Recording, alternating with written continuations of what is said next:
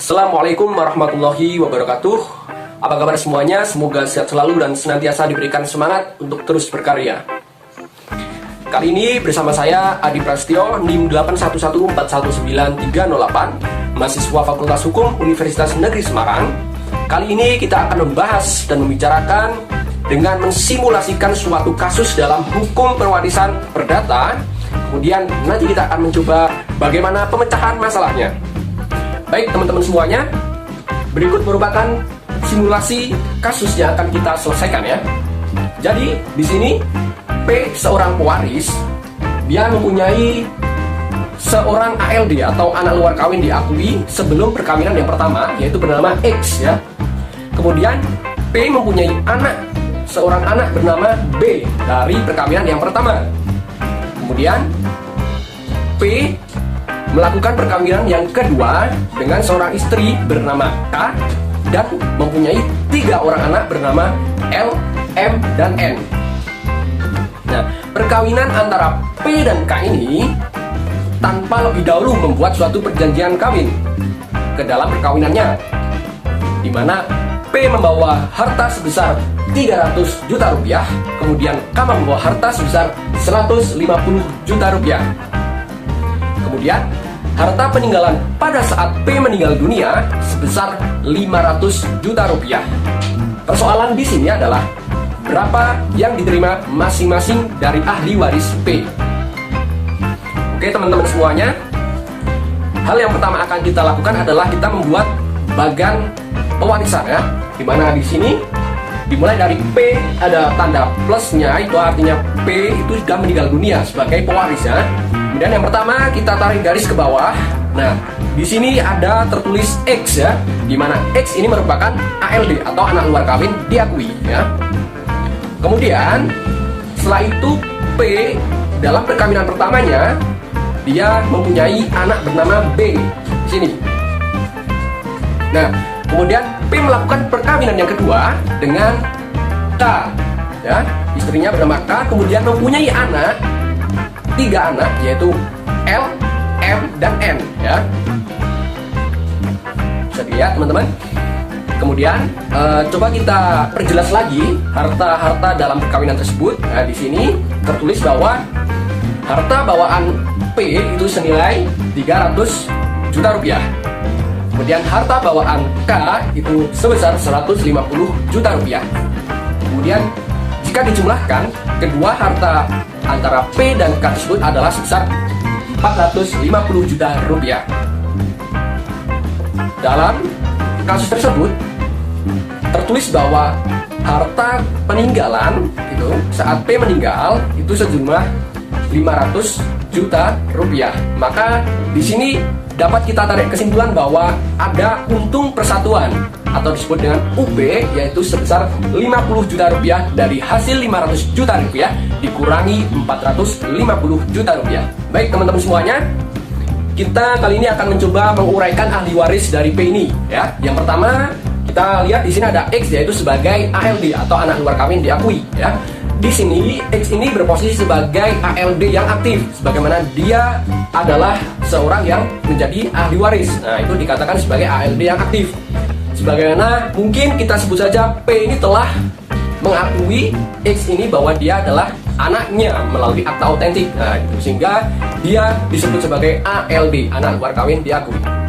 Kemudian ahli waris berikutnya adalah ahli waris golongan 1 ya. Jelas di sini bahwa ada B, ini merupakan anak sah dari P dari perkawinan pertama. Kemudian ada K, K ini merupakan istri sah ya dari perkawinan kedua. Kemudian ada L, M, dan E, ini merupakan anak dari perkawinan kedua itu dengan K ya. Kemudian terlihat di sini bahwa ahli waris dari P itu ada 6 ya, yaitu X, B, K, L, M, N, ada 6. Kemudian bagaimana bagian dari X sebagai ALD? Kita lihat, kita singkat AIX. Ini bagiannya menurut pasal 863 BW dijelaskan bahwa jika yang meninggalkan keturunan yang sah atau seorang suami atau istri, maka anak-anak luar kawin mewarisi 1/3 bagian dari bagian yang seharusnya mereka terima jika mereka sebagai anak-anak yang sah. Ini tulis 1/3 kali 1/6, karena jumlah semua ahli warisnya ada 6, sehingga sama dengan 1/18. Kemudian sisanya yaitu kita sebut saja 1 bagian dikurangi 1/18, itu bagian dari X tadi, maka sisanya masih 17/18. Sehingga dapat kita cari di sini BKLMN itu bagiannya sama dengan 1/5 ya, kali 17/18, sehingga masing-masing mendapat 17/90 bagian. Kita melihat dulu peraturan ini dalam pasal 180 BW disebutkan bahwa dalam perkawinan untuk kedua kali dan selanjutnya berlakulah demi hukum suatu persatuan harta kekayaan yang bulat antara si suami dengan istri. Sekedar mengenai itu, dengan perjanjian kawin tidak diadakan ketentuan lain. Sehingga kalau berdasarkan kasus kita melihat bahwa di sini tidak ada suatu perjanjian terlebih dahulu sebelum perkawinan dilakukan, sehingga dalam hal ini terjadi suatu persatuan bulat harta kekayaan antara P dan K, gitu ya. Sehingga kita lihat dulu berapa sih bagian dari K dari perkawinan ini ya, bagian harta K-nya ya. Nah, karena tidak ada suatu persatuan bulat, maka bagiannya adalah setengah. Sehingga di sini setengah kali 500 juta dari harta persatuan tersebut, kemudian plus untuk persatuan tadi yaitu 500 juta, maka hasilnya bagian K adalah 250 juta. Ini belum ditambah hasil dari pewarisan yang dimiliki oleh K, gitu ya. Ini baru bagian harta K dalam perkawinan tersebut ya, 250 juta rupiah. Kemudian kita melihat harta 250 juta ini otomatis akan mengurangi 500 juta yang tadi ya, harta persatuan plus untuk persatuan tadi, sehingga yang akan dibagi-bagikan atau diwariskan dalam perkawinan ini adalah 250 juta, yaitu harta milik P, seorang pewaris gitu. Oke, kemudian kita melihat bagian AIX ataupun ALDX ya dari pewarisan 250 juta ini.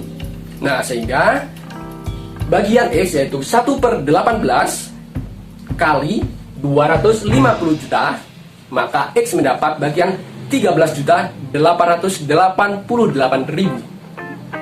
Oke, kemudian di sini golongan 1 ada B, ada K, ada L, ada M dan N. Nah, K di sini termasuk golongan 1 ya. Sehingga berapa sih golongan 1 itu mendapatnya gitu ya? Yaitu 17/90 tadi dikali 250 juta, sehingga masing-masing mendapatkan sebesar 47.222.000 rupiah. Nah, di sini. Kemudian karena K sebagai seorang istri, maka harta K menjadi tadi 250 juta rupiah, yaitu hasil dari pemisahan harta dengan B tadi. Kemudian ditambah 47 juta rupiah 222.000, sehingga hasilnya adalah 297 juta rupiah 220.000 rupiah. Dari pembagian tersebut terlihat bahwa bagian K itu ternyata sangat besar sekali ya. Kemudian di sini apakah ini selesai? Belum, ini belum selesai. Ingat teman-teman. Jadi di sini ada ketentuan terkait kontrol manfaat ya, sehingga K ini harus dikontrol ya, sebagaimana teratur dalam pasal 181 BW yang menyebutkan bahwa suami atau istri kedua tidak akan menikmati manfaat yang lebih besar daripada jumlah bagian terkecil yang diterima anak-anak, gitu ya, dari perkawinan ke-1, dan manfaat itu tidak boleh lebih besar dari 1/4 bagian dari harta suami atau istri yang kawin untuk kedua kalinya. Sebelum kita masuk ke kontrol manfaat ya, kita mencari dulu manfaat K, yaitu sebelum masuk ke manfaat K juga kita harus mengetahui berapa sih harta K sebenarnya dari perkawinan ini. Nah, rumusnya adalah harta K itu dapat dicari dengan harta bawaan K plus setengah untung kesatuan atau untung rugi kalau ada gitu ya, plus harta yang diperoleh K secara cuma-cuma gitu. Nah, berdasarkan kasus itu maka dapat dicari bahwa harta bawaan sebesar 150 juta ditambah ada untung persatuan di sini. Untung persatuan yaitu 50 juta kali setengah, maka mendapat 25 juta, sehingga ditambahkan 150 juta plus 25 juta, maka harta K adalah 175 juta rupiah. Nah, setelah ketemu harta K, kemudian manfaat K. Manfaat K itu maka dapat diperoleh melalui harta bagian K yang tadi itu sebesar 279.222.000 rupiah, itu dikurangi dari harta K yang sesungguhnya gitu ya, dari perkawinan ini, yaitu sebesar barusan 175 juta rupiah. Maka diperoleh manfaat K adalah sebesar 122.222.000 rupiah. Kemudian kita mencari harta P ya. Harta P ini sesungguhnya berapa sih dari perkawinan ini?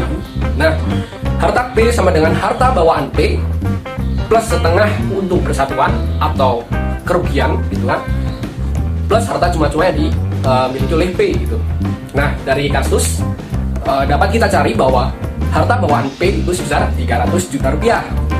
Kemudian untung persatuannya sama dengan untung persatuan bagian si istri tadi, K tadi, yaitu 25 juta rupiah.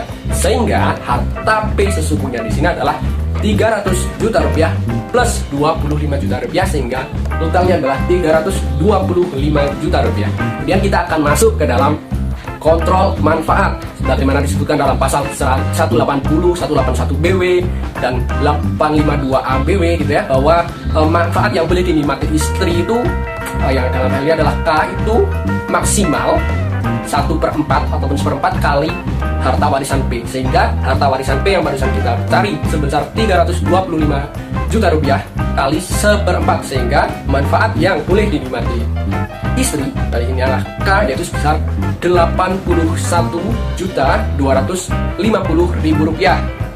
Nah, dalam ketentuan ini ada dikatakan bahwa atau tidak boleh melebihi bagian terkecil anak dari perkawinan pertama. Nah, kita mengingat tadi bagian dari anak perkawinan pertama yaitu sebesar 47.222.000 rupiah. Ya, maka manfaat yang boleh dinikmati K adalah sebesar tersebut, yaitu 47.222.000 rupiah.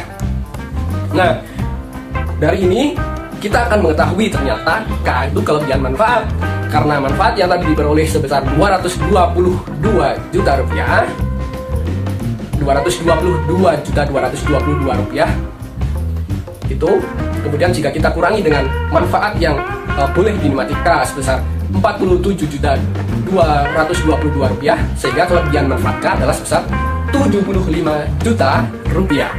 Setelah kita ketahui kelebihan manfaat K, maka sesungguhnya dari kasus ini K itu memperoleh sebesar 297.222.000 rupiah kurangi 75 juta rupiah, sehingga besarnya adalah 222.222.000 rupiah.